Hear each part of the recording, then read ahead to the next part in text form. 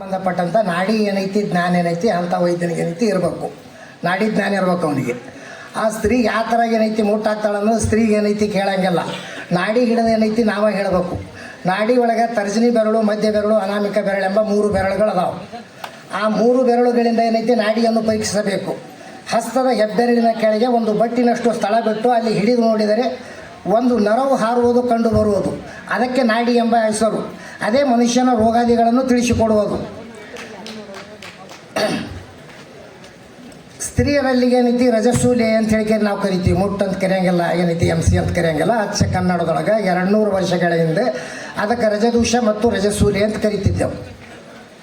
ಇದರೊಳಗೆ 8 ಥರದ್ದು ಏನೈತಿ ರಜದೋಷಗಳನ್ನದಾವೆ.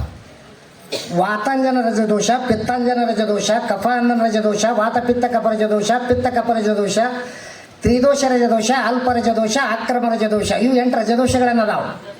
ಏನ್ರಿ ಈ 8 ರಜದೋಷಗಳನ್ನು ಒಂದೊಂದೊಂದೊಂದು ಬಿಡಿಸ್ಬೇಕಾದ್ರೆ 2 ಮಿನಿಟ್ ಟೈಮ್ ನನಗೆ ಸಾಲಂಗಿಲ್ಲ. ವಾತಾಂಜನ ರಜದೋಷದಲ್ಲಿ ನಡ ನೋಯುವುದು, ತೊಡಿ ತುಂಬುವುದು, ಇವನಿ ಒಳಗೆ ಚುಚ್ಚದಂಗೆ ಆಗುವುದು, ರಜಸದ ಬಣ್ಣ ಕಪ್ಪಾಗಿರುವುದು, ಅಲ್ಪವಾಗಿರುವುದು.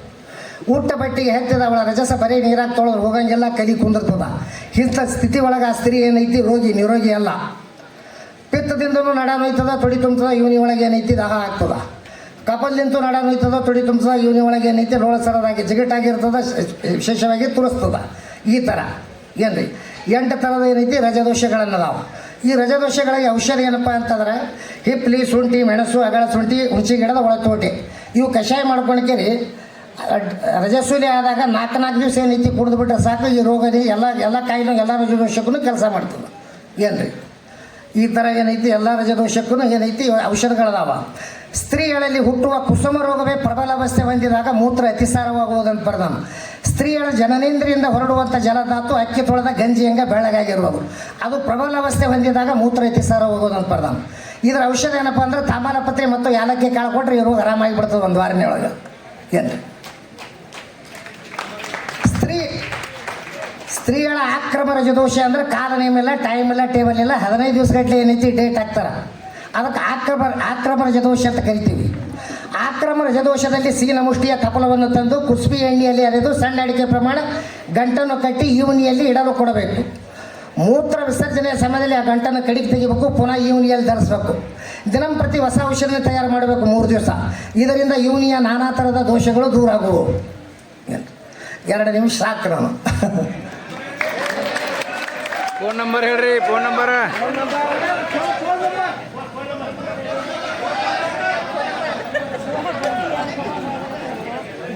9088450446.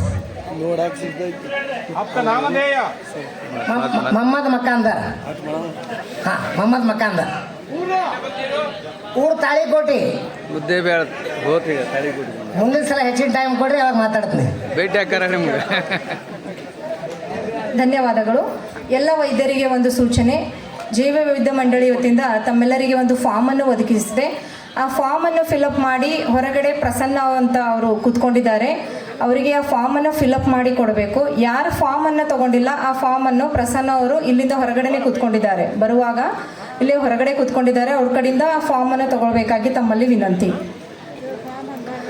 ಇವಾಗ ಮುಂದೆ MK ಪೂಜಾರ್, ಕೊಪ್ಪಳ ಜಿಲ್ಲೆ.